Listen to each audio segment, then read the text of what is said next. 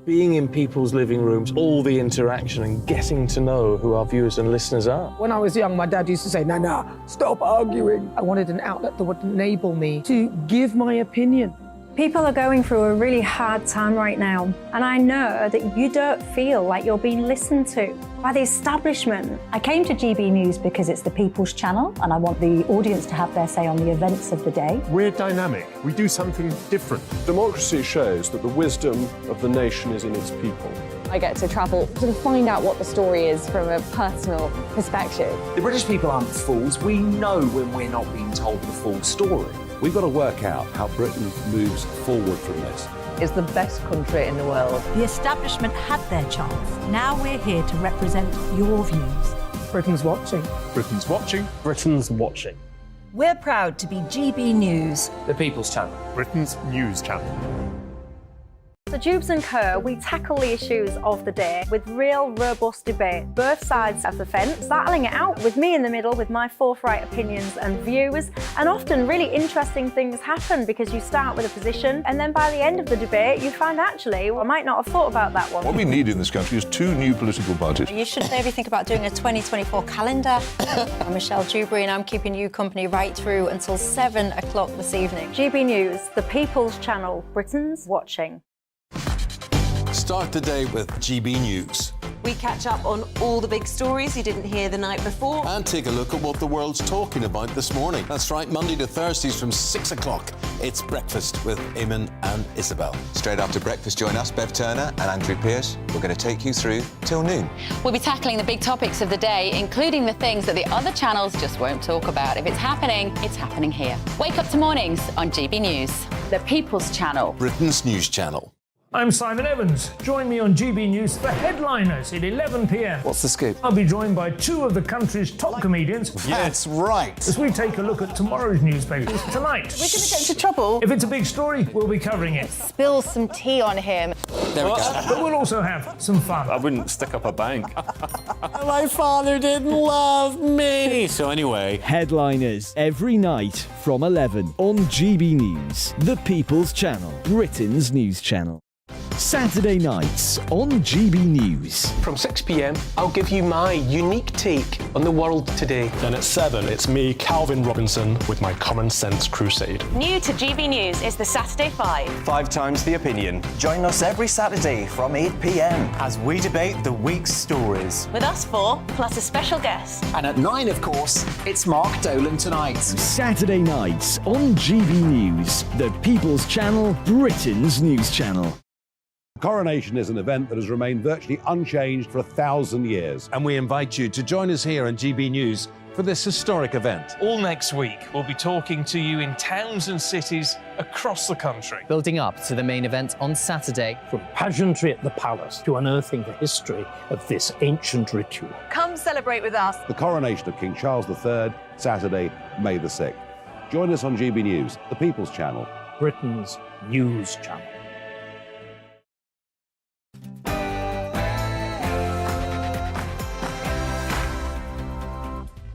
It's Saturday night and this is the Saturday 5. I'm Darren Grimes along with Albie Hammond Corner, Emily Carver, Benjamin Butterworth and Leo Kearse. Tonight on the show I'm going to be telling you why the BBC is more bent than a 9-bob note. I'm going to be telling you why Britain is one of the least racist countries in the world. Why I'm more than happy to leave barbecuing to the men in my life this summer. And why advertising for gambling should be banned. And I'm going to be talking about why we pay way too much tax in Britain and it's damaging our economy. It's 8 p.m. and this is the Saturday 5.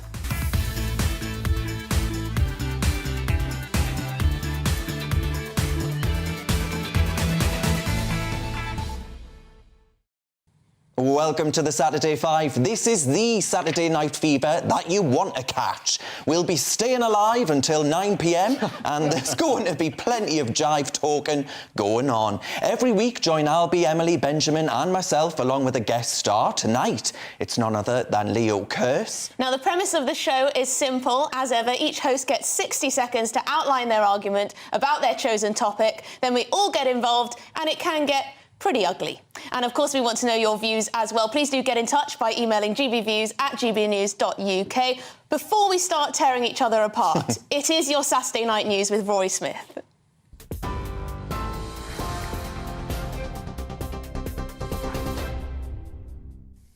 Thank you very much, Emily. The latest from the GB newsroom. It's understood the final evacuation flight carrying British nationals out of Sudan has taken off. Deputy Prime Minister Oliver Dowden held a Cobra meeting in Downing Street this afternoon to discuss the security situation in Khartoum. He said rescue operations ended following a significant decline in the number of British nationals coming forward to flee the war-torn country. It's understood around 1,600 British citizens have been evacuated on 13 flights from Sudan, but thousands more may remain.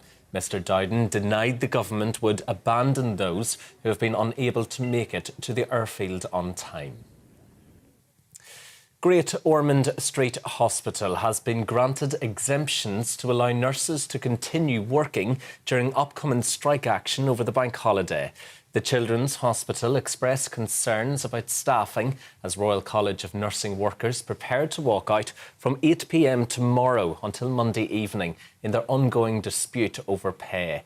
Well, it comes as health workers belonging to the GMB union accepted a 5% pay offer from the government yesterday. Union officials will now vote to accept the offer at a meeting of the NHS Staff Council next week. Labour promises to invest in more teachers who are specialists in their subject if they win the next general election. Labour analysis of government figures show there are gaps in expert teacher roles in state schools across England. Shadow Education Secretary Bridget Phillipson says schools are scrambling to fill those places, meaning high standards are not as high as they should be for all children. Staying with education, and a school is set to take Ofsted to court for not following the correct procedures during a review. The Queen Emma Primary School in Cambridge was downgraded to inadequate, the lowest possible rating. While waiting for the Ofsted report to be published, head teacher Ruth Perry was informed of the result and took her own life. In a speech to the National Association of Head Teachers, her sister, Professor Julia Waters, condemned the watchdog and called for Ofsted inspectors to hand in their badges. When 3 Ofsted inspectors pronounced on frankly flimsy grounds that Ruth's leadership and therefore her school were inadequate. The injustice of that one-word judgment destroyed Ruth's career, her world and her sense of self. I won't give up until Ofsted is radically reformed to place the welfare of teaching staff as well as of children at its heart. 3 new photographs of the King and Queen Consort have been released ahead of next week's coronation. The images were taken in the Blue Drawing Room at Buckingham Palace last month. One shows the couple standing together in front of a portrait of King George V at his coronation in 1911. The Queen Consort is wearing the late Queen's pearl drop earrings and a pearl necklace from her private collection. TV, online, DAB+ radio and on TuneIn. This is GB News. Now though, it's back to the Saturday 5.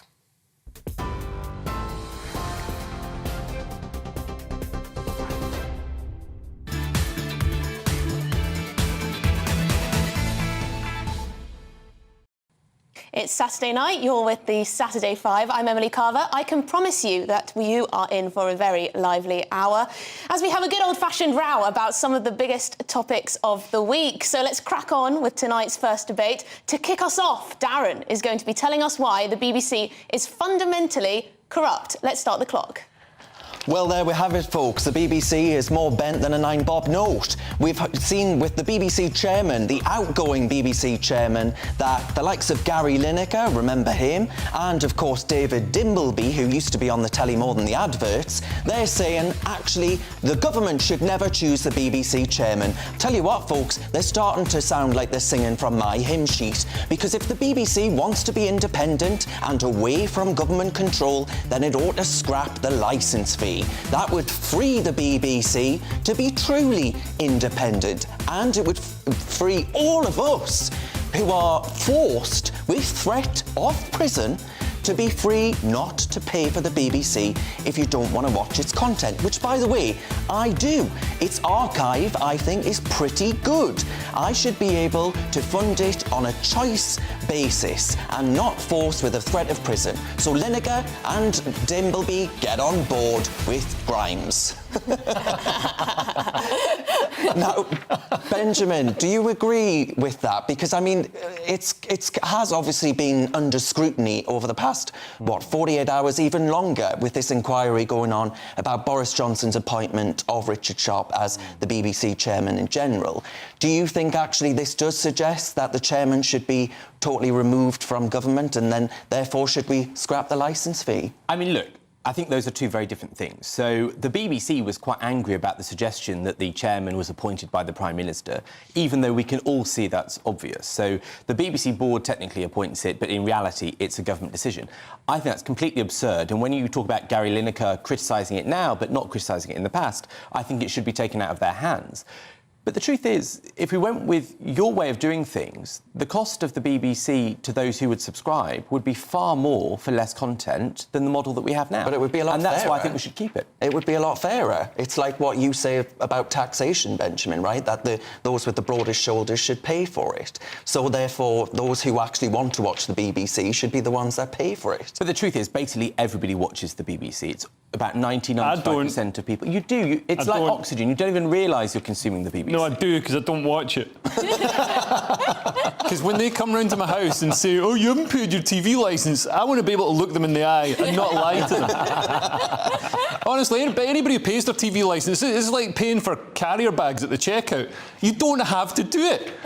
Nobody's ever been arrested for taking a carrier bag and not paying for it. Just try not paying the TV licence, see what happens. They're going to try and catch you up now. We're not advocating theft on the panel tonight, Leo. I mean, Albie, do you think there's something to be said for the fact that Gary Lineker has never actually criticised the BBC chairman before now, you know, whilst Blair was appointing them, for example, and all of a sudden, because Boris Johnson did it, he wants to stick his oar in and get angry about it?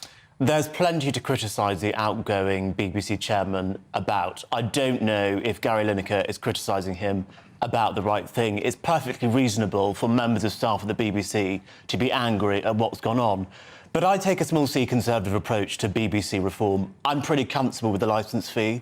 I'm pretty comfortable with the government's appointing the BBC chairman, or essentially appointing the BBC chairman. That doesn't make me feel uncomfortable, but they do need to make better choices at the people that they put into those positions. I think it's strange, personally, that people are taking the example of Richard Sharp to say that the BBC is therefore a Tory mouthpiece. I think most of us know that people working within the BBC are probably not majority Tories, are they really? I think we spoke about this before. It's about the culture within the BBC, and whoever the chairman is, and I personally don't think he should be appointed by the Prime Minister. I think that is a recipe for corruption and at least accusations of. But I think the culture of the BBC is what makes it how it is, and that's why people find it politically biased, because of the people working within it rather than the chairman. But the government's appointed the chairman for the entire time that the BBC's been around. Are you saying it's been corrupt for the last 100 years? No, but it's open to accusations of corruption for that reason.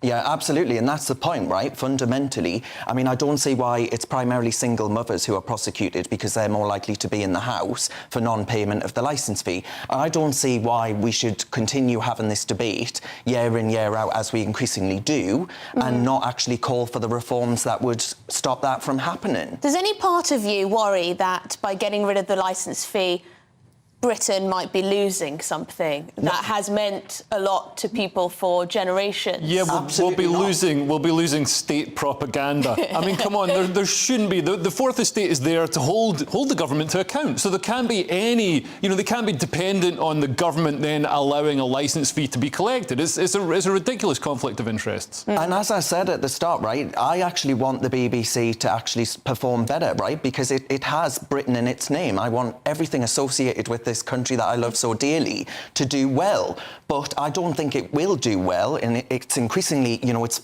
licence fee is frozen right now because of inflation pressures and cost of living crisis. If it was free from that, it would be able to set its subscription rates as it wants. It could spread its wings. Absolutely. Unleash its potential.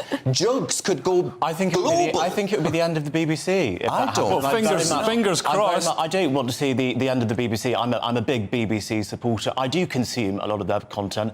I'm very happy to pay the licence fee. The BBC is completely redundant I think it performs a very important service to this country. But I'm sure Benjamin will agree that it's a regressive flat tax on everybody. So, you know, the old people living off a pittance pay the same amount as a millionaire. I mean, Benjamin, that's horrifically unfair, isn't it? I mean, actually they don't, because there are people who are exempt from paying the licence fee, right? And it was the Tories who removed the free licence fee for, over 70s, right? So that was a choice that I think was wrong. Right, that's it. Up next, it's Leo, and he's going to tell us why he thinks we're paid too much tax in Britain. Start the clock. There's shocking news this week that apparently hundreds of thousands of Brits are signing off on long-term sick, and it's costing the economy £43 billion a year. Apparently, a year and a half of furlough, we got so used to sitting on our butts watching Tiger King. We wanted it to continue. And who can blame these people? It's so easy to get signed off on the sick. I mean, I love it when The Guardian says only 0.6% of benefits claimants are fraudulent. Listen, I'm Scottish. If only 0.6% of benefits claimants are fraudulent, I must have known every single last one of them.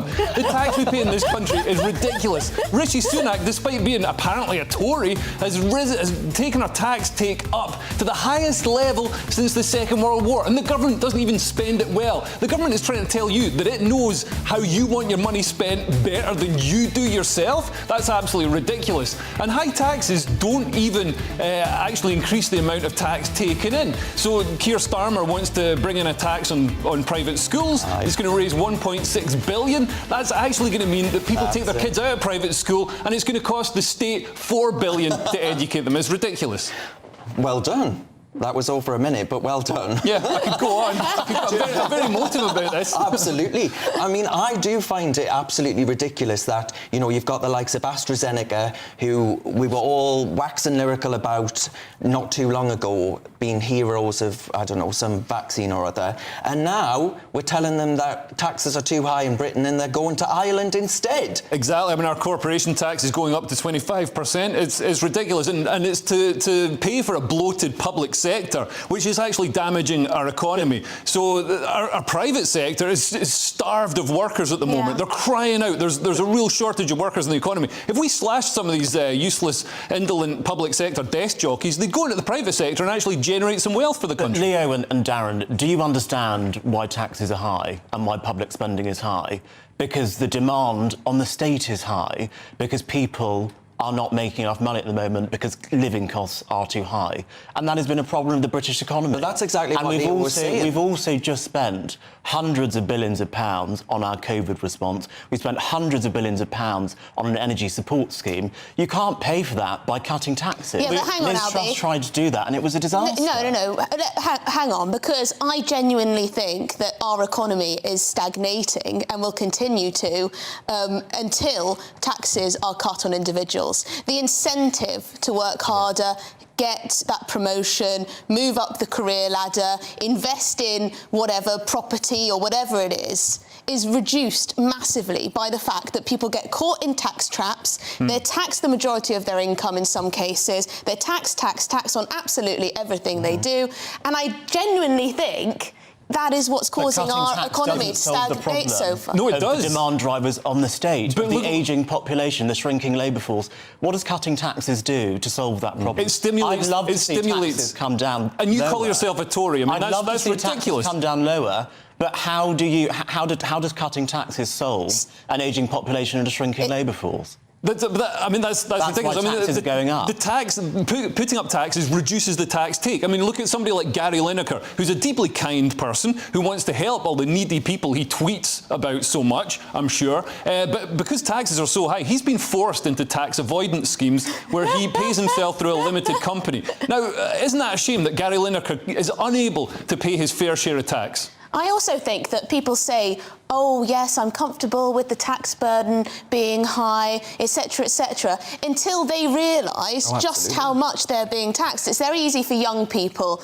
who, you know, are on low salaries, so they're not actually being taxed that much in their income, And then as they get a little bit on and they have a family to support and they're thinking about settling down, etc., etc., they realise just how much of their pay slip is going to the state, and then they wonder, how is this being spent in the way I want it to be? And so many people up and down the country are sick of paying so much taxes for very little in return. But the truth is, if only they were having kids, if only they were starting families, that's actually pretty unusual among people in their 30s, let alone their 20s these days, because they have so little disposable income.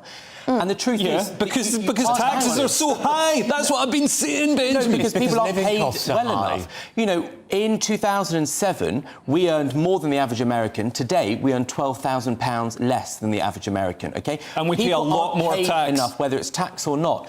And the truth is that we don't have enough workers, and we have a lot of old people who need a lot of healthcare, and there's only one way to pay for it. And so unless you want more immigration, which I do, how do you explain it?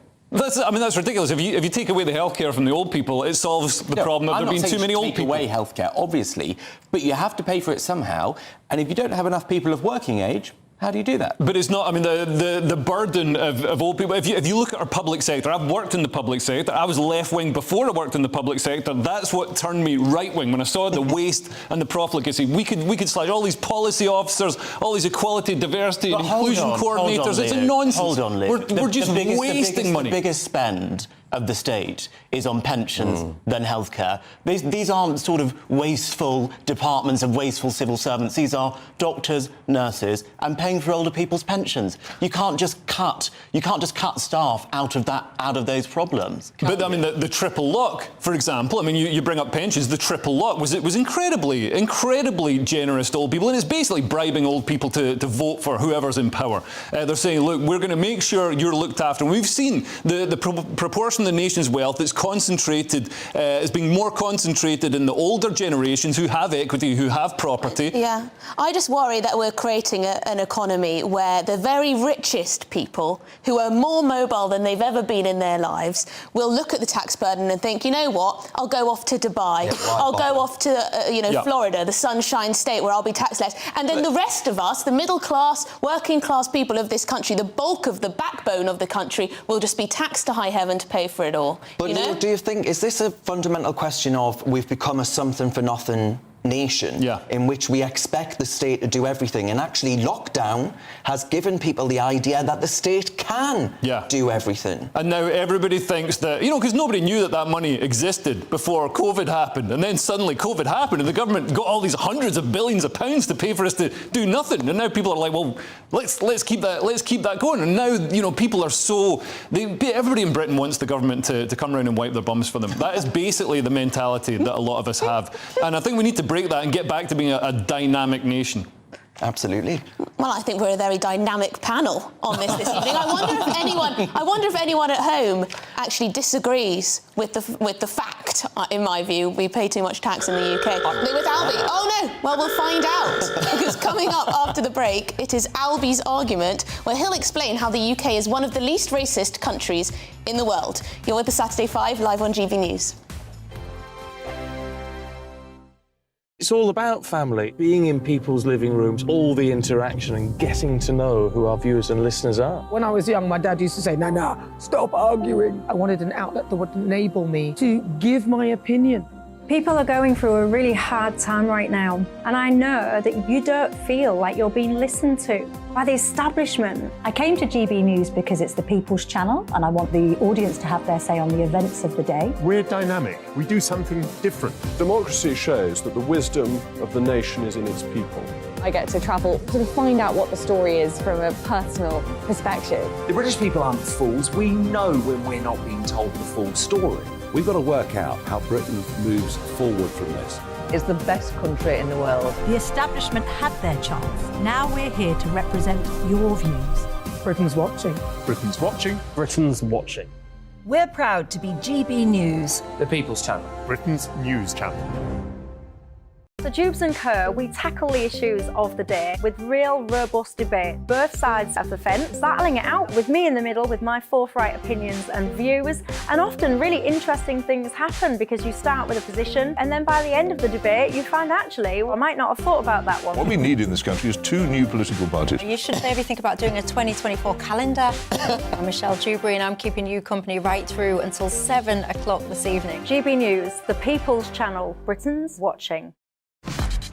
Start the day with GB News. We catch up on all the big stories you didn't hear the night before. And take a look at what the world's talking about this morning. That's right, Monday to Thursdays from 6 o'clock. It's Breakfast with Eamon and Isabel. Straight after breakfast, join us, Bev Turner and Andrew Pearce. We're going to take you through till noon. We'll be tackling the big topics of the day, including the things that the other channels just won't talk about. If it's happening here. Wake up to mornings on GB News, the People's Channel. Britain's news channel. I'm Simon Evans. Join me on GB News for Headliners at 11 p.m. What's the scoop? I'll be joined by 2 of the country's top comedians. That's right. As we take a look at tomorrow's newspapers tonight. We're going to get into trouble. If it's a big story, we'll be covering it. Spill some tea on him. There we go. But we'll also have some fun. I wouldn't stick up a bank. My father didn't love me. So anyway. Headliners every night from 11 on GB News, the People's Channel, Britain's news channel. Saturday nights on GB News. From 6 p.m, I'll give you my unique take on the world today. Then at 7, it's me, Calvin Robinson, with my Common Sense Crusade. New to GB News is the Saturday 5. 5 times the opinion. Join us every Saturday from 8 p.m. as we debate the week's stories. With us 4, plus a special guest. And at 9, of course, it's Mark Dolan Tonight. Saturday nights on GB News, the People's Channel, Britain's news channel.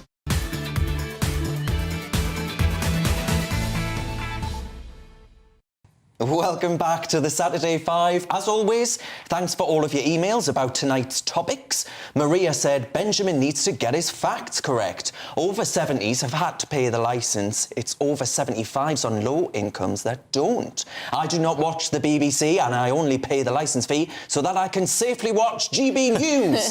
I'll pop your £5 in the post. Keith said Darren is a canny lad, but can someone tell him that it's a 10-bob note that night? I know it's before his time, so I will forgive him. By the way, I still have one. Ooh, we are quite tight up north, that's true. Now it's time for our next debate. Up next, it's Albie. He's going to talk about how the UK is one of the least racist countries in the world. Start the clock. Why has it become controversial to simply say the truth? According to a King's College London study, Britain is one of the least racist countries in the world.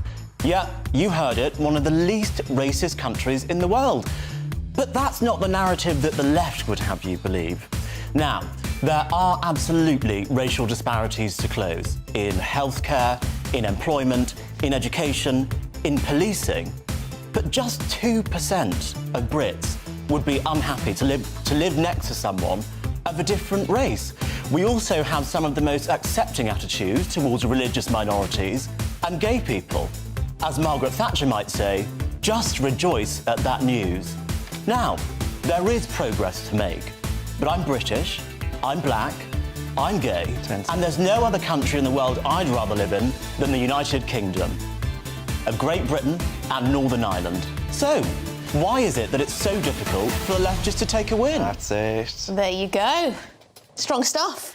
So, Benjamin, I do want to ask you about the last point that I made, because it has become almost dirty on the left to say that Britain is a less racist country now than it was in the past, but there are still disparities to close.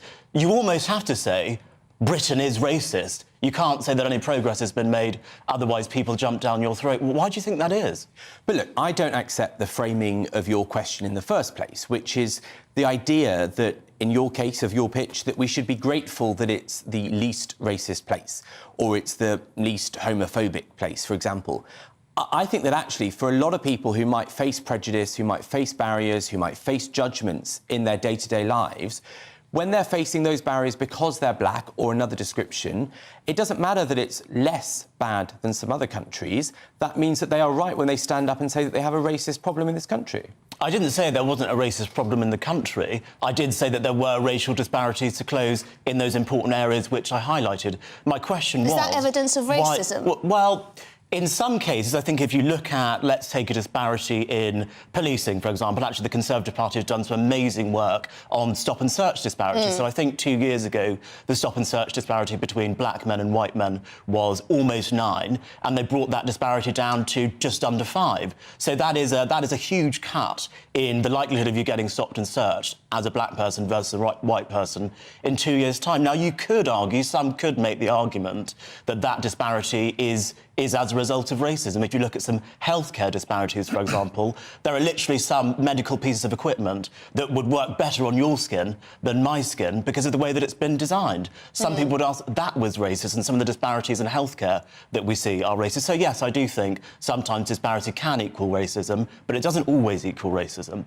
But, Darren, do you think there is any truth in people who say, despite what I have said, that Britain has become less open and tolerant since Brexit? No, that's absolute nonsense. No, I think that since Brexit there has been a push from the grievance industry to actually report hate crimes more than ever. I mean, Sadiq Khan had a big campaign, for example. I don't think there is any evidence whatsoever that Britain has become more intolerant. And actually, I disagree with you on stop and search as well, because I think the evidence suggests that stop and search works. Cressida Dick, when she was head of the Metropolitan Police, actually defended it quite robustly, and I think she was right to do so, because it's saving lives in London in which knife crime is spiking like you wouldn't believe. Black mothers, for example, are being interviewed all the time. When did I say I was against stop and search? You said that the fact of the matter is that stop and search is balanced now between white and black. I didn't say it was balanced. I said the disparity was smaller. You said that was getting better. I didn't say I was anti-stop and search, and that's, I think, what you thought I had said. Emily, what do you think about whether or not people answering this survey are actually answering honestly? If you didn't want to live next to someone of a different race, would you really admit that in a survey? So can we trust this data? Well, I think surveys can always be taken with a pinch of salt. I know people who fill in these YouGov surveys and they just fill in whatever box so they get their 10 quid at the end. But this kind of survey is better than asking someone, if you ask someone straight on, are you a racist? They're obviously going to say no. This is a little bit more clever by asking, would you be happy to live next to someone of a different race? But even so, I do think that there will be people who will, write what isn't exactly true. So they might wish to appear less racist, even though it's anonymous, so it's probably safer than another survey where you put your name and contact details and everything else. But I think it does show overwhelmingly that people are tolerant. I think people's issues with immigration and things like that rising in such a way, I don't think that should be equated with racism. I think we hear this a lot. Oh, you don't like too much immigration, therefore you must be a racist. Yeah, I think those concerns need to be heard, and people shouldn't be labelled as a racist. And that's what happened with the Brexit debate. I do think language is important. Leo, I'm interested to know what you think about this, because why is it that there are some people on the right who seem so resistant to even using the word racism to describe a phenomenon that we see in society? Why is it so hard for some on the right to say that's racist and that's unacceptable? No, I've got no problem calling out racism. I mean, just today I saw a cartoon in The Guardian that was deeply anti-Semitic, and I see a lot of anti-Semitism on the left, particularly among Momentum and cranks like that. But yeah, I mean, I don't think that. I think if people seem to see the right as the natural home of racism. I think maybe 50 years ago that might have been true, but not anymore. I mean, look at the current Tory party. They've got the most racially diverse cabinet in UK history, showing that skin colour is no barrier to forming a lacklustre government. Benjamin, why do you think that it's difficult for some people on the right to describe things as racist? Because I do think that is something which frustrates me personally, I think people on the right find it difficult to describe things as racist. Why do you think that is? There are a lot of white people in this country who, when Britain's history or racial disparities are raised, take it as some kind of personal affront and are not willing to recognise those issues. But quite often it is a personal attack. There's all these books that are, devoted to abolishing whiteness. Well, hang on. You just talked about the fact that we have many ethnic minority people in the cabinet, which, on the one hand, is certainly a good thing. And yet you have a situation where white people from Ukraine can come straight into a refugee scheme in this country, but non-white people overwhelmingly from Yemen, from Afghanistan. What about men? Like, That's a war on a continent. They have no legal... That's a war on a continent If that we're that involved isn't in. institutional racism, I don't know what is. What about all of the people that Oh, that was getting spicy. Still ahead, we have got Benjamin's bugbear. He thinks gambling advertising should be banned. You're with the Saturday 5, live on GB News.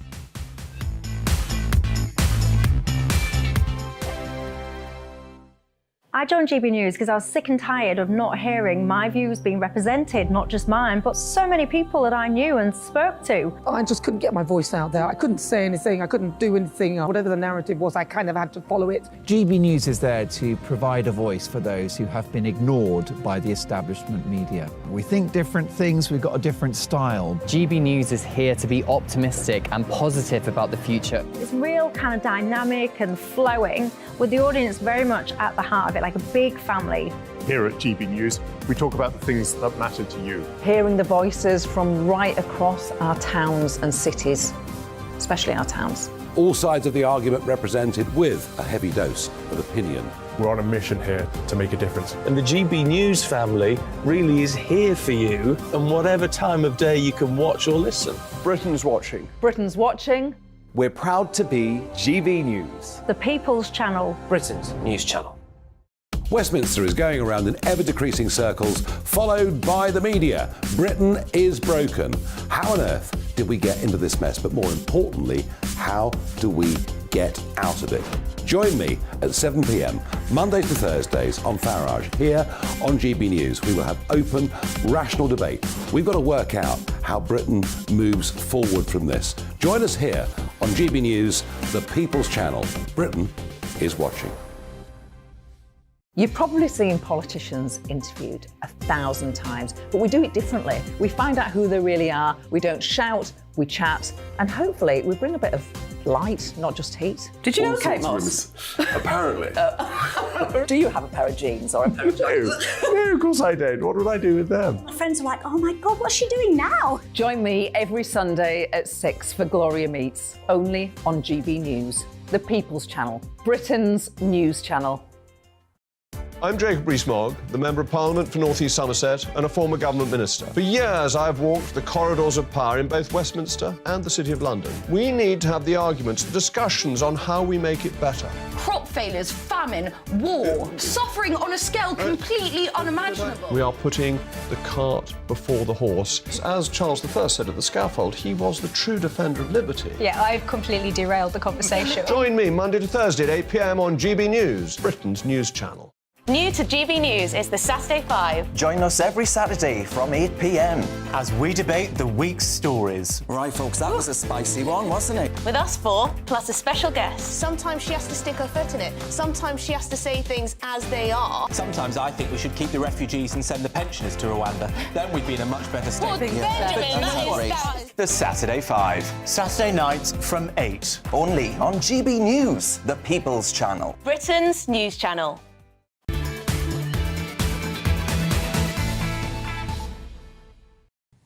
Welcome back to the Saturday 5. Thank you for sending in your emails. They've been flying in as usual. Sui B says, Darren, you and Leo just hit the nail on the head. Too many want something for nothing and need their bum swiped. Well, there you go. Jill says, I'm incensed at Leo regarding the triple lock. Ooh. It is not looking after the pensioners. They are the lowest paid in Europe. Many OAPs receive under 9k, mostly women. The OAPs Mr. Curse refers to are not the majority. Most only have a state patient.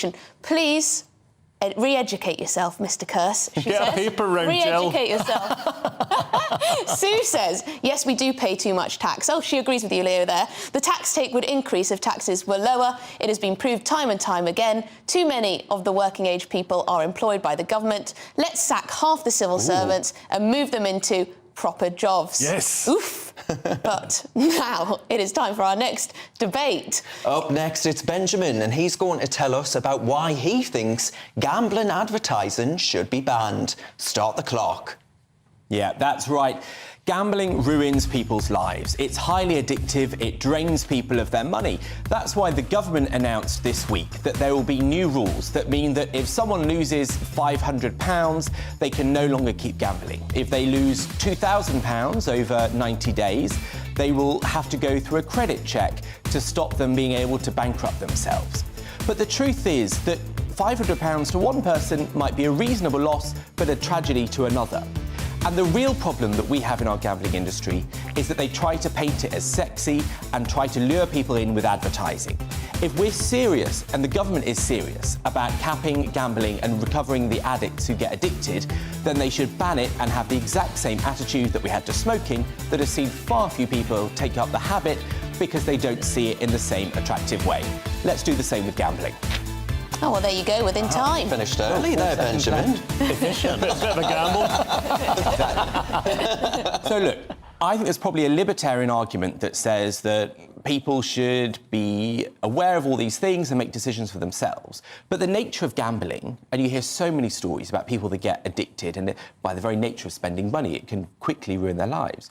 Darren, do you not think that this is something that shouldn't be thrust under people's noses to try and get them addicted? I think, look, nanny statists like you, Benjamin, are actually going to regulate the sector so much that all you end up doing is pushing those who do have gambling addictions to dodgy websites that do allow them to spend daft sums of money. Take Kenya, for example. There was research done by the Institute of Economic Affairs that suggested that actually all we're going to do is push people onto websites that aren't regulated by the British state and are in the black market. And I don't think that that's right or reasonable. I think that there's a balance to strike. There are problem gamblers. I think it's 0.3% of the population who are problem gamblers. I'm sure there are more people who have problems with alcohol. There are probably more people who have problems with drugs than that, actually, in our country. So this isn't this absolutely ginormous problem. It's not a public health issue in the same way as, say, alcohol or drugs. But it can, as you say, ruin people's lives. And I think gambling companies, who do, of course, make huge amounts of money, it's a £14 billion industry, should have some responsibility to help problem gamblers. But I'm not sure having, you know, maximum stakes. I think they want to have lower ones for the under 25s and things. They want to do all sorts of banning and whatnot. I'm not sure that will actually make a real life difference. And I find it really patronising, frankly, this idea that if you see a gambling company on a football shirt, that you're going to be like, do you know what? I must go put a bet on. I must ruin my life. That is how advertising works. Yeah, I mean, that's the essence of that's why they do it. It's not working like that, though, is it? Because otherwise there would be... Football is the most popular sport in the country. Yeah. You would have way more cases of problem gambling than we actually do have. Problem gambling has increased, and I would agree with that. It has not. There is not the evidence It's to become suggest more that. of a problem that people are aware of then, seeing as you know the facts. But what I would say is that I think there is a balance to be struck. And actually, I think what's missing from the conversation is what the most problematic hook technique of these gambling companies is, and that's when they give you free bets, essentially. So if you spend £50 on a bet, they'll give you £50 on top of it. And I think it's that actually causes some of the most damaging behaviour when it comes to gambling, but there's very little discourse around that problem at the moment. But it seems so sad, because I remember just a few years ago, everybody was saying free to bet, and it was a good thing. It's a bad thing. It's absolutely a bad thing. So it leads to... Do you know what? It wasn't very funny, sorry, I think this... Oh, sorry. Benjamin, how can you say you don't like gambling when you've come on TV wearing that shirt? Look, you know, the truth is, I put a bet on, you know, the Grand National or something as a kid, right? That would be a thing that a lot of people Because you like do dead with their horses. family. Well, actually, I think horse racing is immoral and unjustifiable. But as a kid, I would go along with the pleasantry of it. But the truth is that the reason they spend so much money advertising gambling is to lure people in that will spend the most money. And so when the government's announcing caps on what you can spend, surely we should be stopping it at the source, right? To stop problem gamblers becoming problem gamblers. But where does this finish? Where does this lead to? Because you could say, OK, you're only allowed to spend £100 a month on booze. You're only allowed to spend don't give them £100 a ideas. month on fads. Like, it could just be because problem gambling. I think there is a risk of being a bit snooty in this conversation about gambling, because I don't think any of us are at the slot machines. I don't think any of us are making online bets, really. I don't think any of us really do it for fun. But are you? OK, so you enjoy gambling. Yeah, so a lot of people enjoy gambling, and it's just a pastime, and they don't need the government to tell them what they can and can't bet. If you do gamble, have you had times where you've woken up the next day and thought, oh, God, I really spent too much money, that was an accident? Yeah, no, and obviously gambling sometimes goes wrong. I mean, I've got... almost always goes wrong, that's why they win. Well, I've got a child to show that. But yeah, I mean, I think for a lot of people, like my father, for example, I mean, he's old, he's older than me, and he gambles, and he doesn't spend a lot of money on it, but it gives him that thrill, it gives him something to live for, so it'd be a shame to take that away from people. But you look at smoking. The numbers of people that smoke is now about 13% of the population. Go back a generation, it was 3-4 times that number. And that's because it's not advertised to people in the same way. They don't try to lure teenagers into smoking like used to be normal. Do you not think, Emily, that the same thing would happen with gambling? Well, no, because I think the reason why people don't smoke is more because we know that it kills us. So I think there should be education campaigns about problem gambling and how it can be a risk, and that you should stop, you shouldn't bet more than you can lose, etc., etc. But the problem is that we live in a society where where gambling addictions are the price we pay for freedom. And come on, like this idea that you've got to say to people, oh, gambling can make you lose money. I mean, we're so patronising and condescending. I don't think you are, because the truth is that when people place a bet, they think they're going to win, right? And they're not. And actually, look at Las Vegas. Look at the state, the massive problems they have with gambling addiction, with bankruptcy, people losing millions of dollars if they have the opportunity.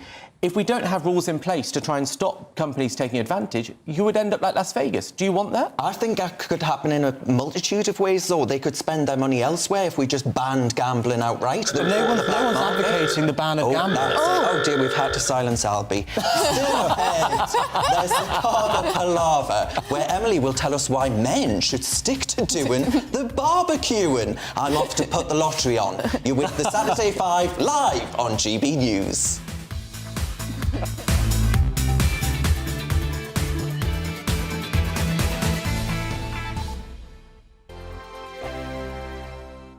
Monday to Thursday nights on GB News. At 6, it's Deebs & Co. 7 o'clock, Farage. At 8, join Jacob Rees-Mogg. And at 9, Dan Wootton Tonight, followed by Headliners. On TV, radio and online. This is GB News. First and foremost, I am a GB News fan, and I was before I was working here. Just love the fact that we're asking the questions that a lot of establishment media won't ask. With a bit of a twist, we not only want to inform you, but we want to keep you entertained. It's worth the drive because you get in and the team's all ready and waiting, they're itching to go, and it's a proper little family. GB News is the People's Channel. It's the audience that makes the programme sing. We're giving our viewers and our listeners a voice. I see the thousands of your letters, tweets, emails, you name it, coming in. Britain is broken. How on earth did we get into this mess? But more importantly, how do we get out of it? The establishment had their chance. Now we're here to represent you. It's time for something different. It's time for GB News. I'm very patriotic. I believe in Britain.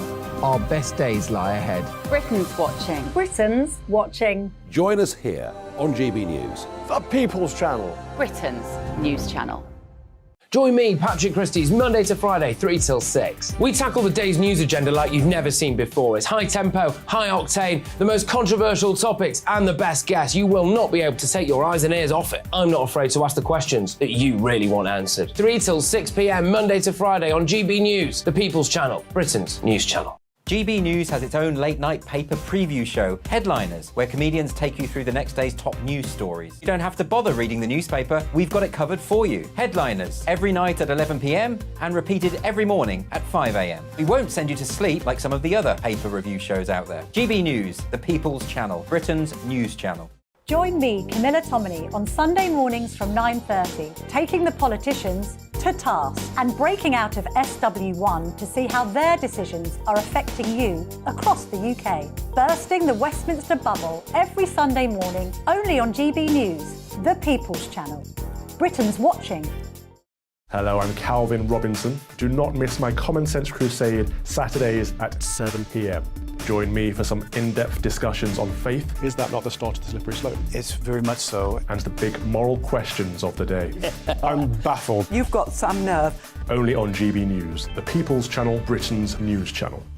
I'm Andrew Doyle. Join me at 7 o'clock every Sunday night for Free Speech Nation, the show where I tackle the week's biggest stories in politics and current affairs with the help of my 2 comedian panellists and a variety of special guests. Free Speech Nation, Sunday nights from 7 on GB News, the People's Channel, Britain's news channel.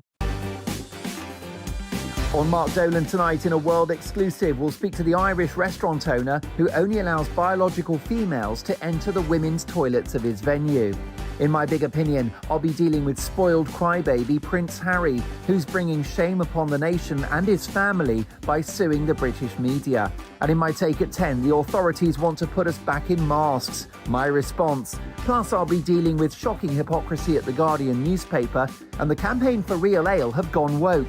It's enough to turn you to drink. We're live from 9.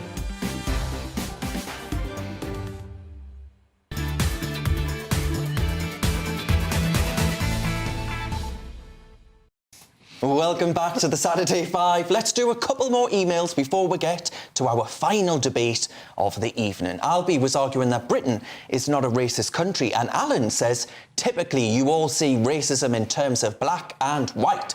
By and large, most Brits are pretty tolerant, providing people behave reasonably.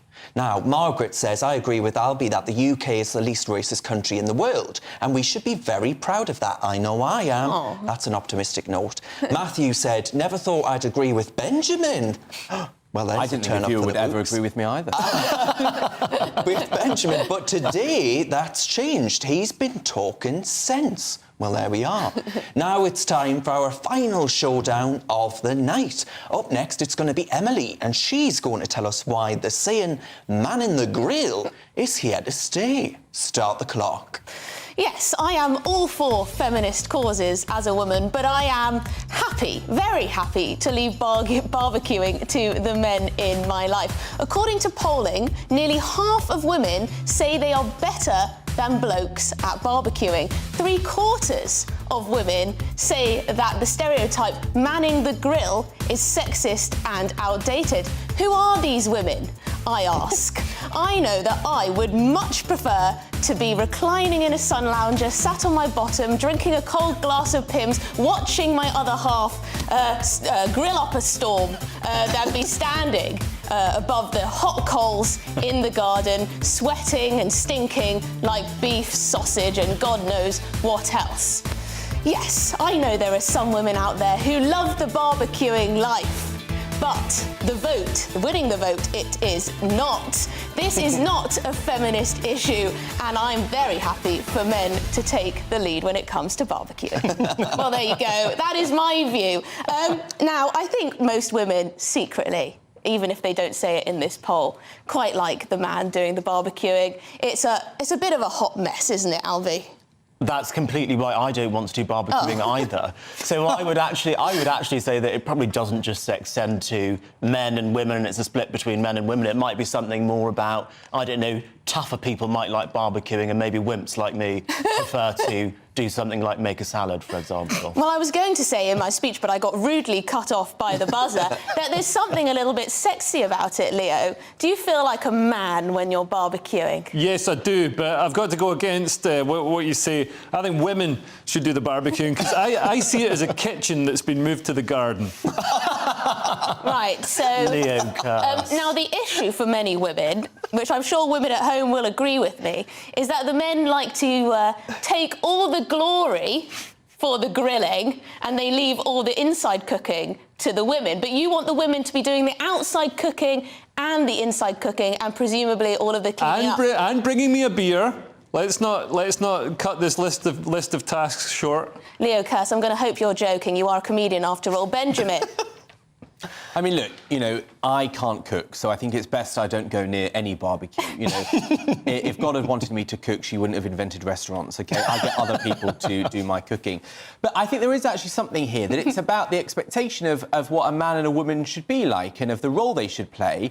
And actually, I think it's quite problematic to say that men should be in control, they should be organising it, in charge of a party when you're barbecuing. Isn't that actually, you know, quite a sad thing for you to think that you want to hand that all over to a bloke? No, I actually think it's empowering.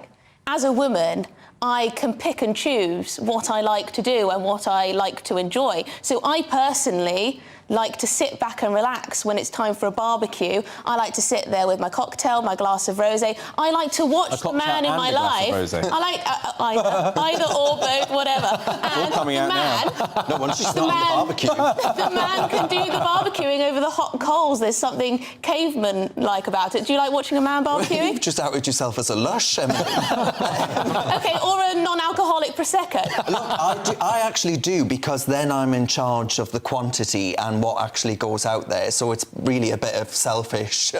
It's not altruistic at all. So you're a barbecuer? I like You're the only barbecuer in the room. Well, there we are. So I'll be doing the GB News barbecue next summer, this summer coming.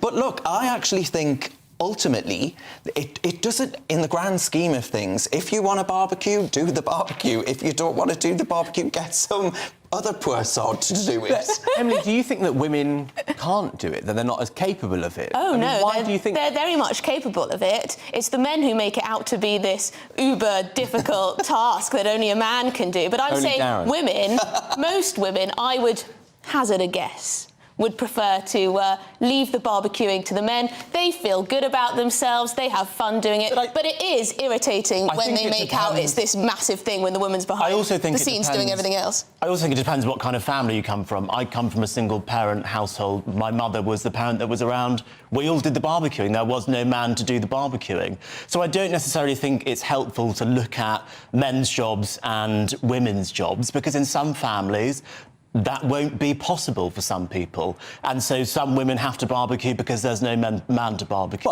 That's true, but I see barbecuing as taking the bins out. Well, you know, it's a majority. But my mum had to take the bins out too before I was old enough to do it. It's a majority man pastime if there is a man and a woman. Only if there is a man and a woman, of course. If you're a single parent, you have to do absolutely everything. But what, you sound like Theresa May when she said that Philip May would take the bins out. That was a man's job, she said, that general election that didn't go very well. Do you think they should do the barbecue and take the bins out and women aren't for that role? I mean, I'd be absolutely lying if I said that I take the bins out. I don't. Well, what you've got to remember... It has and always will be a man's job. You've got to remember that Benjamin doesn't actually know what a man and a woman is, so I wouldn't actually take his word for that as far as gender roles are concerned. Leo, you haven't said much. No, I mean, like, I don't know how a man could look at his wife and still feel like a man if he watched her take the bins out. That's ridiculous. I mean, my wife does it sometimes, but we've got a lift, so it's not actually that bad. It's a small bin. But yeah, I think barbecuing is a primal manly thing, you know, and also, you know, you don't want to, your wife could get scalded. Yeah. Well, you could get scolded, yes, a hazard. I just think, you know, it is a majority male thing. There's no problem with that. Women, go barbecue if you want to, of course, you know, flip a sausage, flip a burger, whatever you fancy. But I just think, you know, we shouldn't necessarily shame men for wanting to, Do you think have a go at it gender roles in themselves. general, Benjamin, should be abolished? Yeah, probably. Is that why I just don't believe that there is some kind of innate ability to barbecue for a fella compared to a woman. Well, a man, though, likes to... It's that... showing his masculinity. Is that men like to be in control, right? And I think that's quite problematic. No, I think it's evolutionary. Emily, I think you're probably a bad feminist for saying this. Well, goodness me, no. As I said before, women's provocative? That's not the word I meant to say. Prerogative.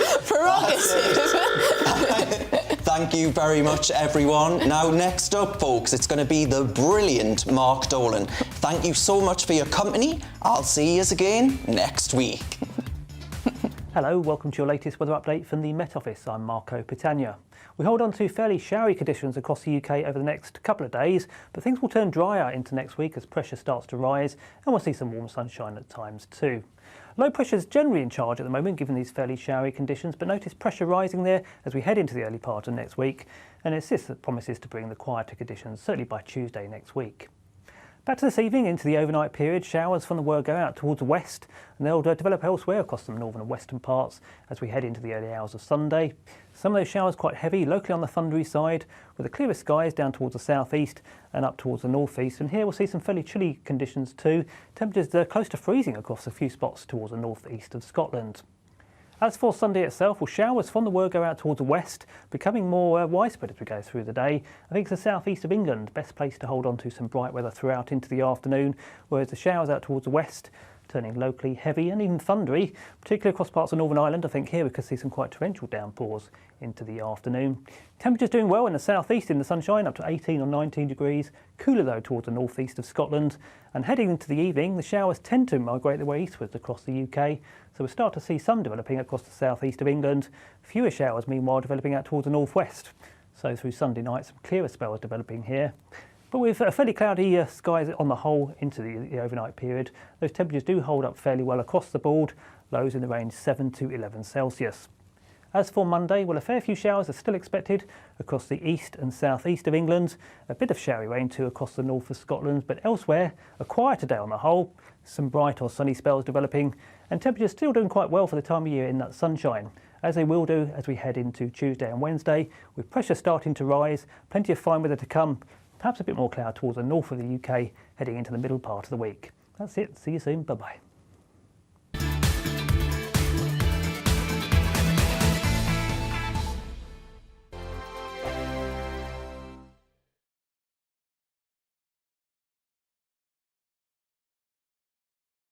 It's all about family, being in people's living rooms, all the interaction and getting to know who our viewers and listeners are. When I was young, my dad used to say, Nana, stop arguing. I wanted an outlet that would enable me to give my opinion.